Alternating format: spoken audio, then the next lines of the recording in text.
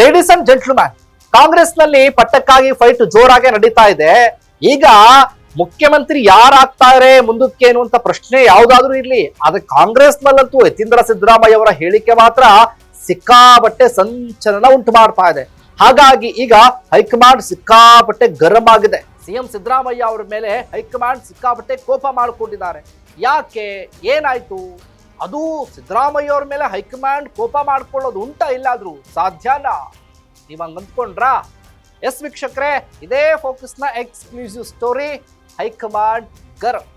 S ವೀಕ್ಷಕರೇ, ನೆಲ ಜಲ ಭಾಷೆಗಾಗಿ ಪ್ರಾಮಾಣಿಕ ಪತ್ರಿಕೋದ್ಯಮ. ನೀವು ನೋಡ್ತಾ ಇದ್ದೀರಾ ಫೋಕಸ್ ಟಿವಿ. ನಾನು ಶಿವು ರಾನರಾಪುರ.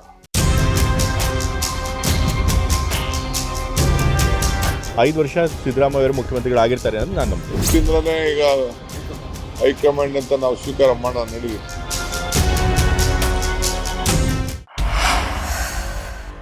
ಮುಖ್ಯಮಂತ್ರಿ ಪಟ್ಟವನ್ನ ಏರ್ಬೇಕು ಅನ್ನುವಂತ ಕನಸನ್ನ ಕಾಣ್ತಾ ಇರುವಂತಹ ಡಿ.ಕೆ. ಶಿವಕುಮಾರ್ ಇನ್ನಿಲ್ಲದ ಪ್ರಯತ್ನವನ್ನು ಮಾಡ್ತಾ ಇದ್ದಾರೆ. ಅದೇ ರೀತಿ ಸಿದ್ದರಾಮಯ್ಯನವರು ಹಾಗೆ ಅವರ ಬಣದವರು ಅದನ್ನ ಕಂಟ್ರೋಲ್ ಮಾಡ್ಕೊಂಡು ಬರ್ತಾ ಇದ್ದಾರೆ.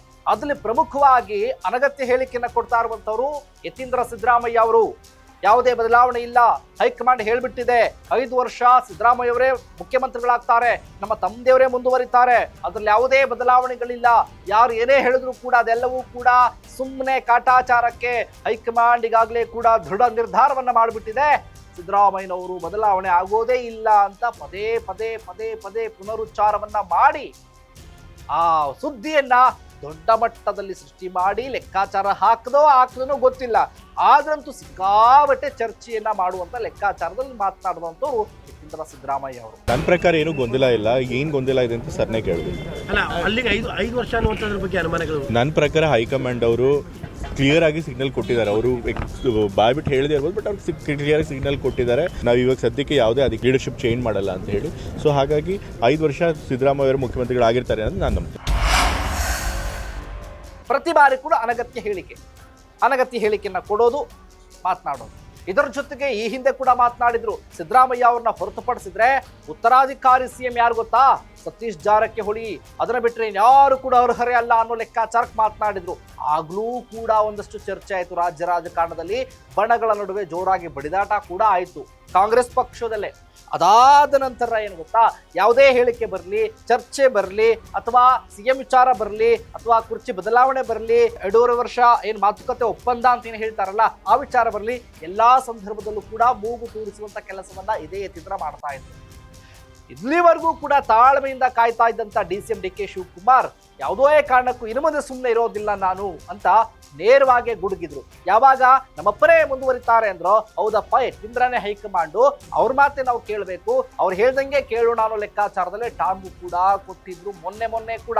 ಯತೀಂದ್ರ ಅವರೇ ನಮ್ಮ ಹೈಕಮಾಂಡ್. ಅವ್ರೇನು ಮಾತು ಹೇಳ್ತಾರೆ ಅವ್ರದ್ದು ಬಹಳ ಗೌರವದಿಂದ ಸ್ವೀಕಾರ ಮಾಡೋಣ.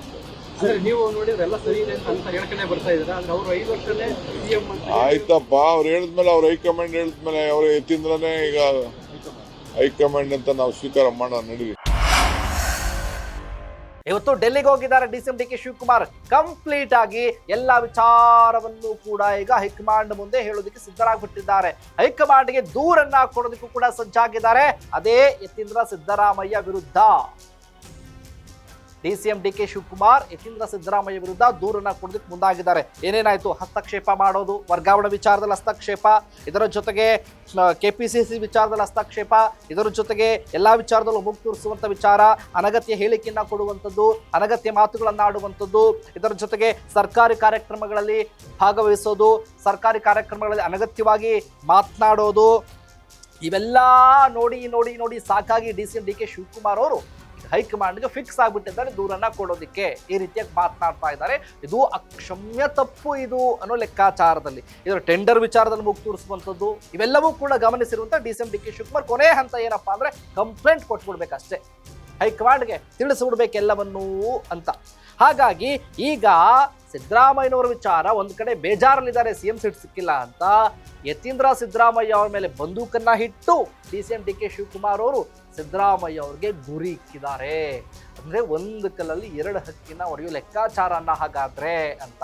ಹಾಗಾಗಿ ಇವೆಲ್ಲವನ್ನ ಪರಿಗಣಿಸಿ ಹೈಕಮಾಂಡ್ ಸಿದ್ದರಾಮಯ್ಯ ಅವ್ರ ಮೇಲೆ ಬೇಜಾರು ಮಾಡ್ಕೊಂಡಿದ್ದಾರೆ, ಕೋಪ ಕೂಡ ಮಾಡ್ಕೊಂಡಿದ್ದಾರೆ.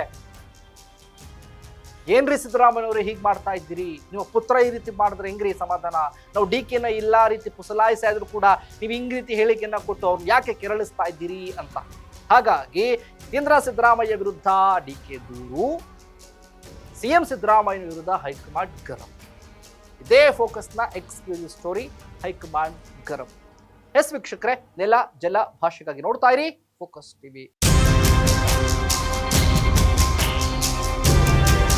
5 ವರ್ಷ ಸಿದ್ದರಾಮಯ್ಯ ಅವರು ಮುಖ್ಯಮಂತ್ರಿಗಳಾಗಿರ್ತಾರೆ ಅಂತ ನಾನು ನಂಬ್ತೀನಿ. ಯಾಕಂದ್ರೆ ಈಗ ಹೈಕಮಾಂಡ್ ಅಂತ ನಾವು ಸ್ವೀಕಾರ ಮಾಡೋಣ ನಡೀವಿ.